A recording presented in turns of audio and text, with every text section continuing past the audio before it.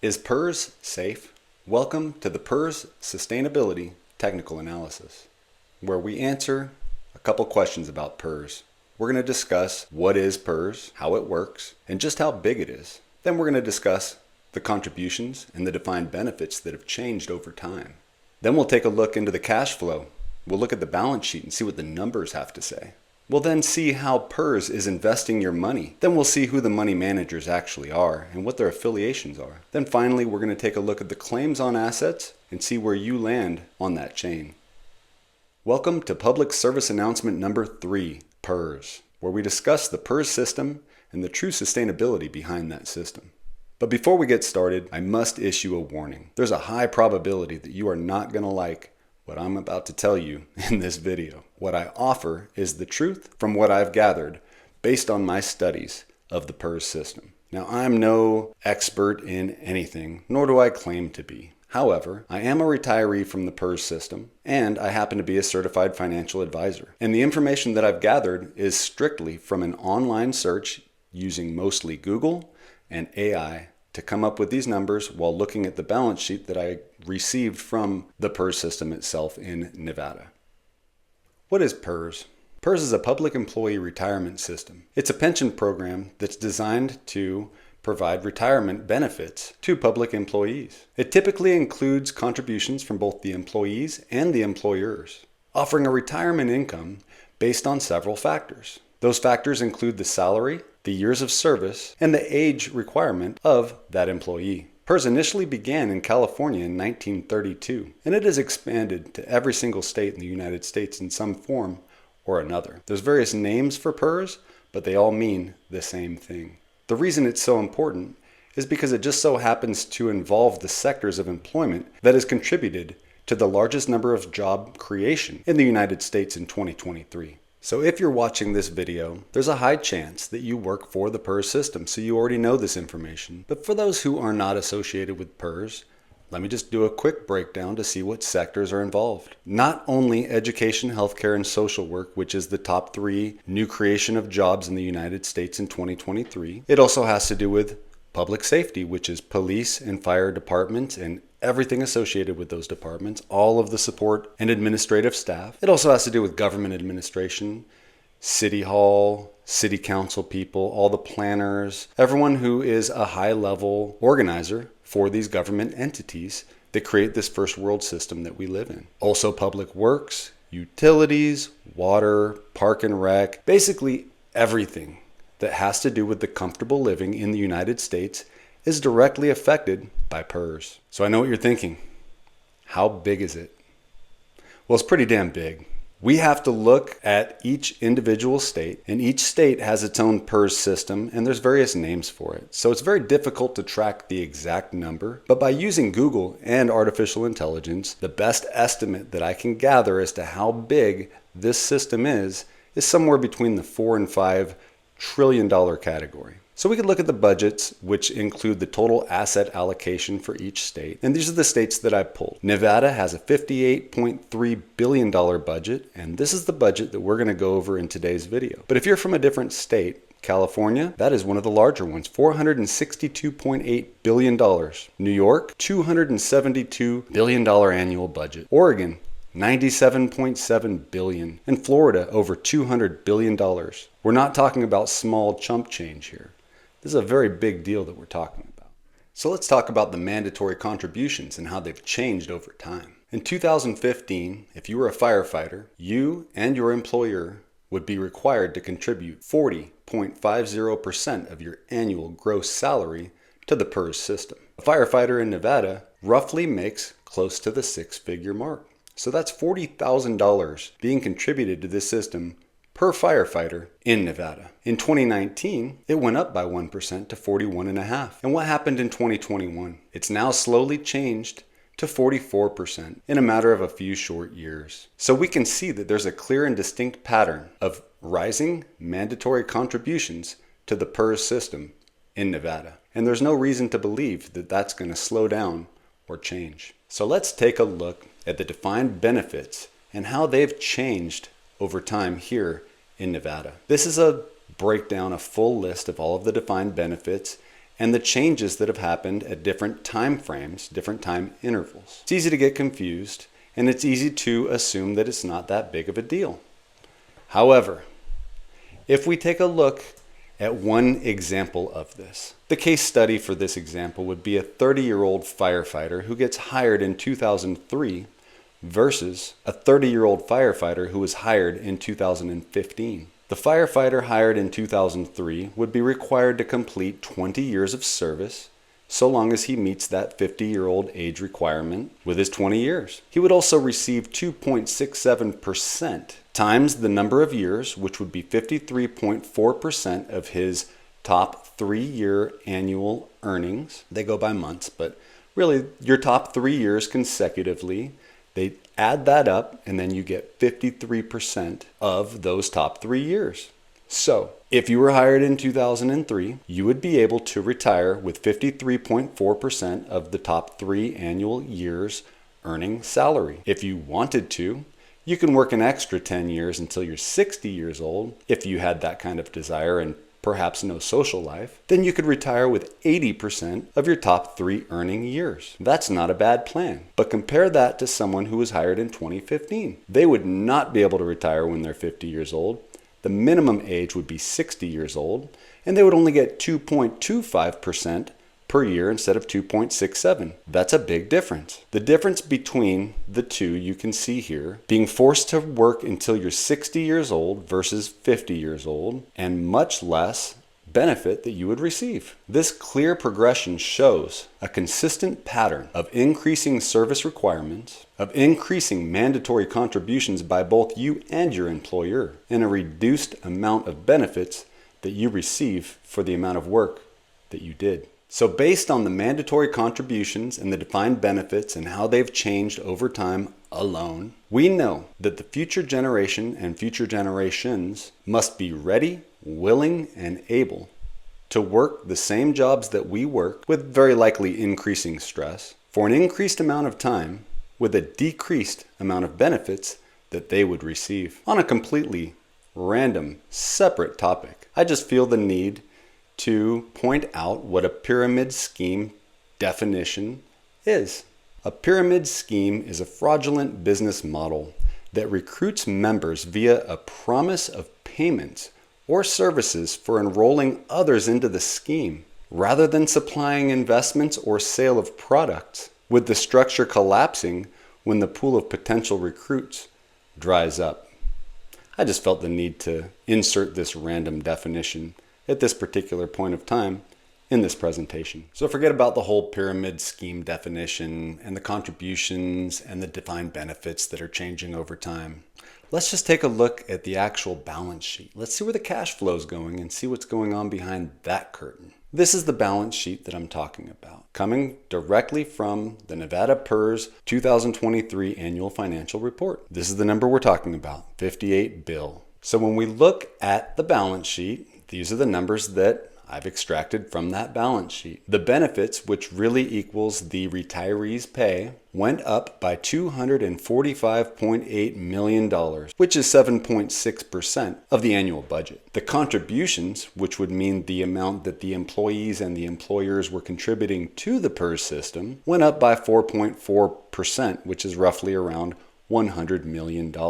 That leaves a negative cash flow gap of $145 million in 1 year.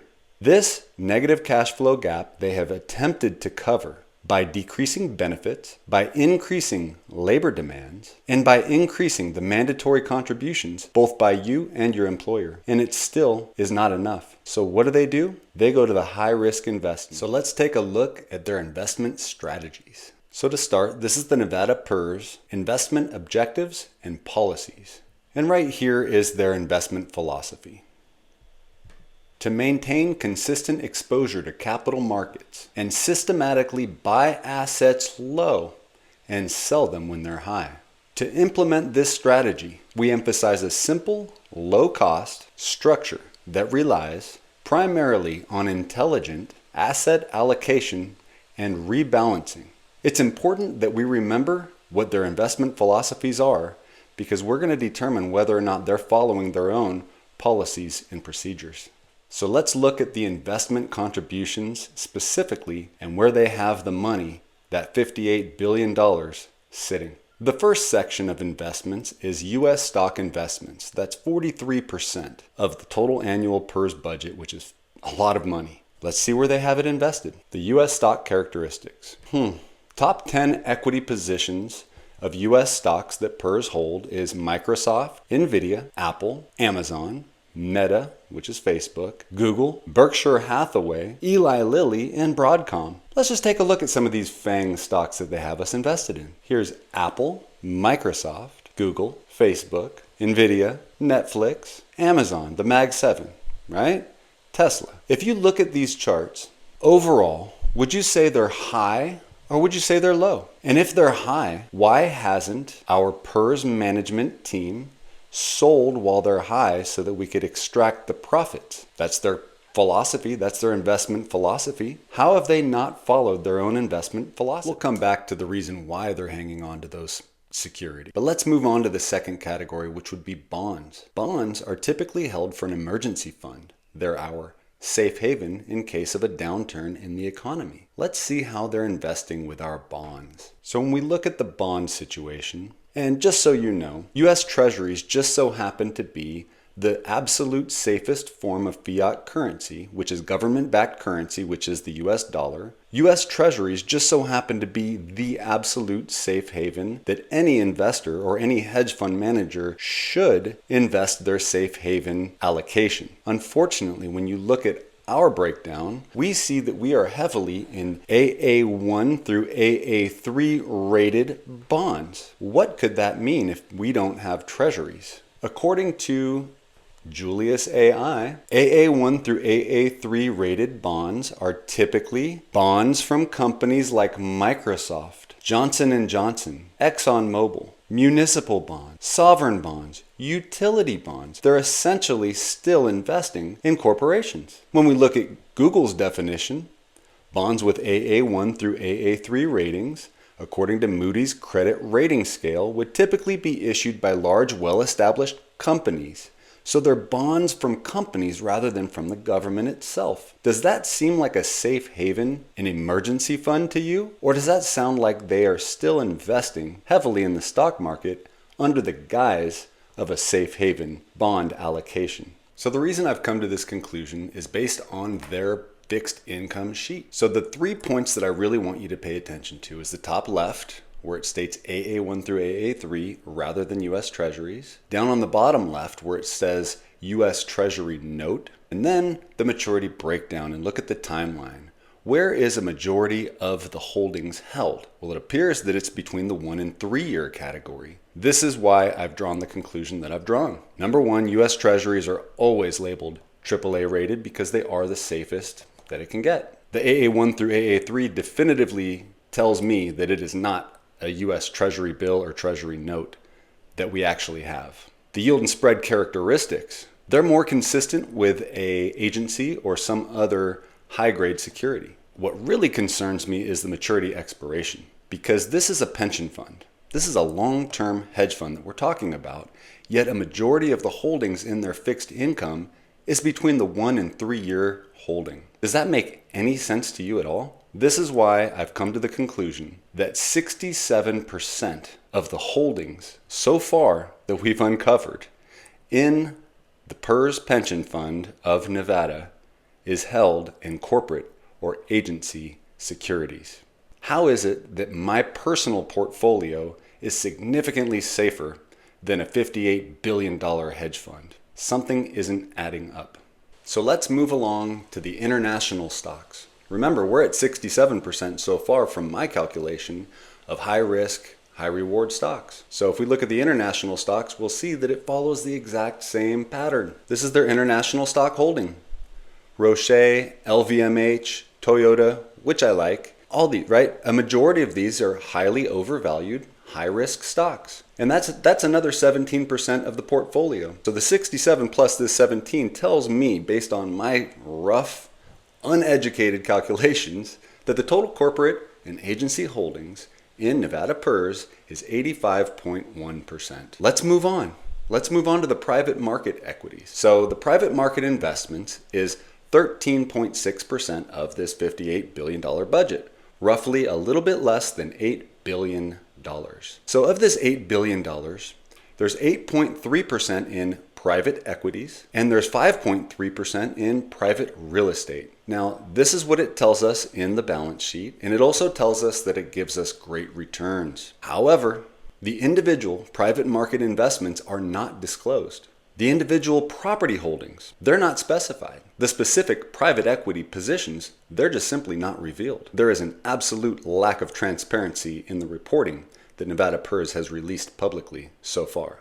Based on the holdings that I've discovered by looking at the investments so far in Nevada PERS, it appears that 85% of the holdings are in high-risk, high-reward stocks, and just under 15% is held in private equities and a little bit of cash. That tells me that this is what I personally refer to as an aggressive portfolio. Is right now the time to have an aggressive portfolio when we're talking about a pension fund that many people depend on to be there for their income in the long term? If you believe that right now the macroeconomic conditions support such an aggressive portfolio, let me refer you to my first public service announcement series, the third part of that series, which is called The Macros, in which I discuss many of the macroeconomic conditions that we are seeing unravel before us in real time. And I can assure you that right now is not the time to have a highly aggressive portfolio. But wait, there's more. Let's move on to the investment managers who are managing this $58 billion on our behalf. If you look at the investment managers sheet from PERS, you'll notice all of these names. That's a lot of managers to be managing this money. Shall we take a look into who they are? So AEW, they happen to be a subsidiary company of Natixis Investment Managers under the stock ticker NTXFY. Guess who the majority share owners of that parent company are? The same people who own everything else. BlackRock, Vanguard, and State Street, the top three. The next investment manager happens to be AllianceBernstein. They report under the stock ticker AB. Guess who the majority share owners of AllianceBernstein are? You guessed it, BlackRock, Vanguard, and State Street. Another investment manager would be BlackRock Direct, BLK, who's owned by Vanguard, State Street, and themselves. We also have Invesco under the stock ticker IVZ. Guess who the majority share owner of Invesco is? BlackRock, Vanguard, State Street. Next up is Mellon Capital, a subsidiary company of Mellon Bank of New York. Stock ticker BK. Vanguard, BlackRock, and State Street. Pathway Capital. Well, Pathway Capital is 50% owned by Prospect Capital Management, PSEC. Who's the majority share owner of them? The same as everyone else. But they're also 50% Stratera Holdings. And when you whittle that down through Destra Capital, Continuum Funds Holding, it comes down to one particular owner. His name is Nicholas Dalmaso. I don't have much more information on him, and I kind of stopped once I found that it ends there. The managers who are holding that little over 1% of our cash, that would be Payden and Rigel, and that is owned by Joan Payden. I don't know anything about her. Finally, we have State Street Corporation, stock ticker STT, and we know who owns them, Vanguard and BlackRock. We finally have Callan Associates, who was picked up by Mercer back in 2009, I believe, who is a subsidiary company of Marsh McLellan, MMC. Guess who the majority share owners of Marsh McLellan are? BlackRock, Vanguard, State Street. And then finally we have Jobs Peak Advisors, and I really can't find any information on them. But what I've gathered, a majority of the fund investors are owned by BlackRock, Vanguard, and State Street. So if BlackRock, Vanguard, and State Street are the primary share owners, that means that they have primary control of these companies. They just so happen to have primary control of the subsidiary companies who are the investment managers for PERS. And these investment managers are purchasing corporations that are also owned by BlackRock, State Street, and Vanguard. Most of these stocks are highly valued, overvalued stocks. They happen to also be holding these stocks that are highly overvalued, opposing their publicly stated statement, which is to buy low and sell high. So why would they do such a thing? Well, it all comes down to assets and control of said assets. While we were busy working and partying and building little lives for ourselves, they slowly changed the laws over time. From simple and direct ownership that our grandparents used to know and enjoy, to an overcomplicated system with various layers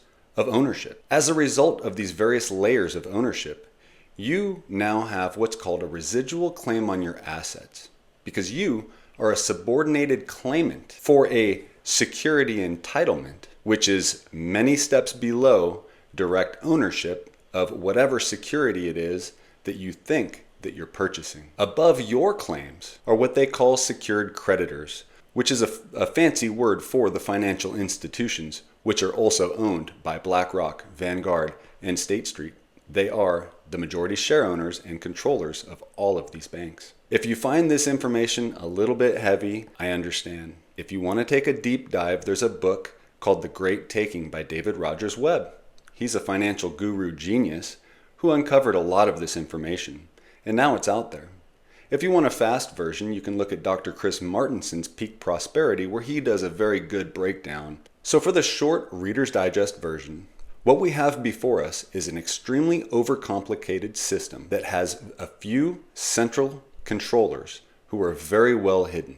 And we can only assume that these people are extremely evil because they're hidden so well, and they've used such a high degree of overcomplication through so many various laws over time, through so many various layers, and it is all whittled down to deceit. And these are the people who own and control BlackRock, Vanguard, and State Street.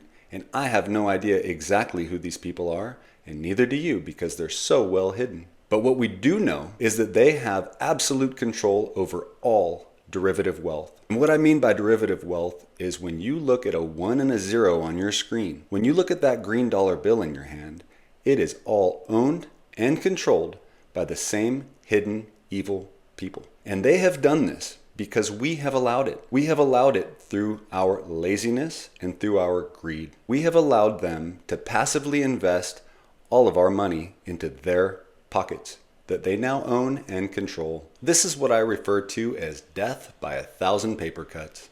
It's actually written in Sun Tzu's Art of War. This is a strategy. This strategy involves creating a diversion or a distraction that draws your opponent's attention away from their primary objectives, often presented as easy monetary gain, so that they can chase that easy monetary gain while you can get them to do your bidding. Is it a surprise that they're doing it to us? Don't feel bad, because this isn't just PERS that it's happening to. Let me refer you to my first public service announcement called The System, which is a full financial system technical analysis breakdown going from banks to brokerage accounts and everything in between. But at the end, I provide 7 actionable steps that you can take right now to protect yourself from this system that is surrounding us at every single angle that we look. So in summary, is PERS safe? Well, we know that PERS is a public employee retirement system.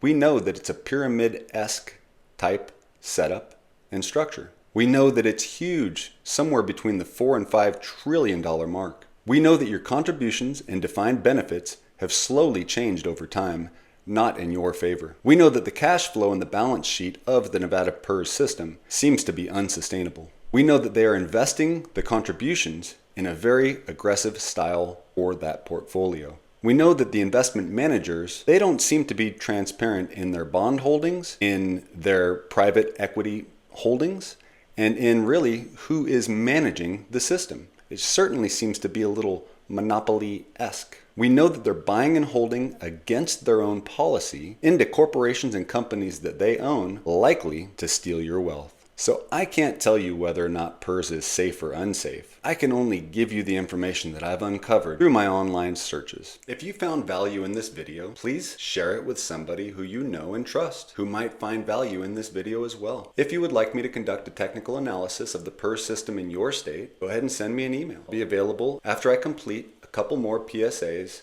that are very important that people need to know about. But most importantly, don't fear what's coming. Face it with courage and conviction head on.